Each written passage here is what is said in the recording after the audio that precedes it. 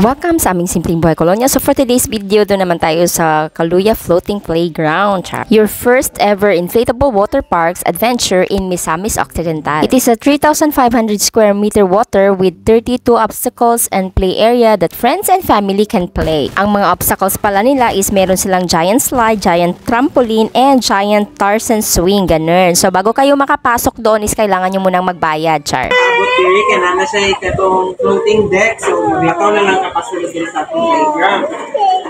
So, kanilig, makasulod na mo sa playground at dali mo mag-start natin. So, ang prices pala dito is nag-range from 199 to 499. Depende po sa orasyon. At pag nakabayad ka na nga is bibigyan ka na ng wristband. Yun yung indication nga ng pagbayad ka. Tapos lalagyan ka na nga ng life vest. Merong life vest sa bata, meron namang pang-adult. Tapos pupunta na nga kayo doon sa orientation area kung saan i-orient muna kayo kung ano ang mangyayari. Kung saan i-orient ka nga kung ano ang yung mga ganap at mangyayari doon sa loob ng playground. Pagkatapos ng lahat ng iyon is pwede na nga kayong pumasok doon sa playground. Again, hindi po pwedeng kids lang ang papasok. Kailangan may kasamang adult. So kung nanay ka, samahan mo yung anak mo. So yan ang pinakauna namin ginawa is trampoline. Ang pinaka-easy talagang gawin doon yan. So as you can see, tuwang-tuwa si Kayos at si Kaya. Pero si Kayos dyan sa mga oras na yan is ang bilis-bilis niyang pumunta sa iba't ibang obstacles. Dyan lang talaga kami sa trampoline na yan. Paang lukso-lukso lang kami kasi ako ay natatakot na. And pwede pala kayong magdala ng cellphone basta meron siyang protector sa water. O diba, tingnan nyo si Kayos, ang layo-layo niya sa amin. Naka-video na lang ako dyan. O tingnan mo talaga siya. At nakipag-friend siya sa ibang kasamahan na hindi namin kilala doon para lang talagang malibot niya tanan yung playground area na yan. Pero pag nanay ka, panatag ka naman sa kids mo kasi meron po silang mga lifeguards talaga na willing na naman talagang tumulong pag yung kids humihingi ng tulong. At yan po yung giant Tarzan swing na sinasabi nga doon. Pero hindi natin tinry yung giant Tarzan swing, yung giant slide lang. Yun yung kaya lang ng powers natin, Char. Para pala kayo makatipid kung medyo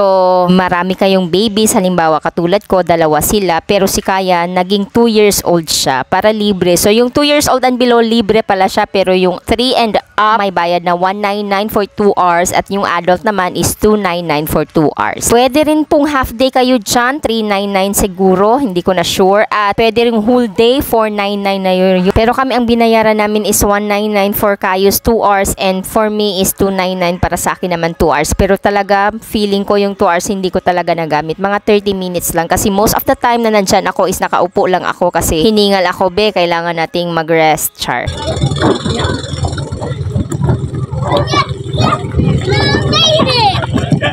Talaga namang mag-enjoy talaga ang mga kids dito, lalong-lalo na yung mga kids na mahilig sa playground at mahilig din sa tubig. Meron namang mga ganyan na small lang na slide na kayang-kaya ni Kaya, pero nga babantayan mo pa rin sila. Pag pumasok pala kayo dito, mas magandang pumasok kayo ng 4 PM to 6 PM kasi hindi na masyadong mainit, kaya mag-i-enjoy talaga kayo. Kasi feeling ko pag pumasok kayo ng mga 12 noon, ay nako, napakainit, hindi kayo masyadong mag-e-enjoy. Madaot ang inyong mga skin, Char. O diba, napakabait ng kanilang mga lifeguards. Sinahawakan na si Kayos kasi feeling nila hindi marunong si Kayos, pero marunong nang lumangoy. Na-enjoy lang niya talaga. Parang kinakabahan sila ba kasi bata pa nga at wala daw kasama. Sabi ko, kasama ko siya. Dito lang ako tumitingin sa kanila. Hanggang video lang talaga. In fairness naman, pag nahulog ka or hindi mo kinaya yung obstacles, na huwag kang mag-alala kasi mahuhulog ka naman sa tubig at hindi masyadong masakit yon. Kaya nga lang yung takot ko na nasa isip ay hindi mawala-wala, be. At alam ko na kukulangan kayo sa information, kaya i-follow na lang yung Kaluya Floating Playground sa kanilang Facebook page kasi may pinupost po silang mga promos at mga pagkain doon.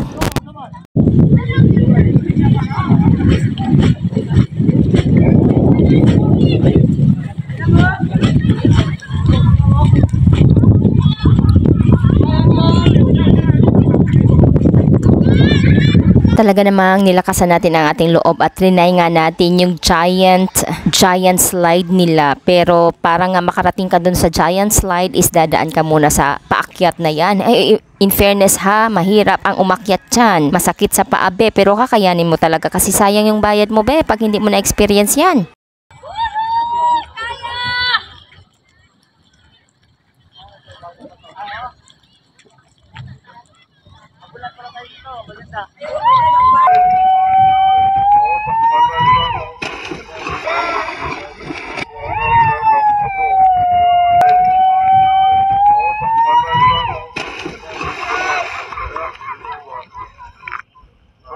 O, diba, nakaya natin. O siya, sige, hanggang dito na lang. Maraming salamat sa inyong panonood. Maura to, daghang salamat. At kung hindi pa kayo nakafollow sa aming page, pakifollow naman. Baka naman. Bye!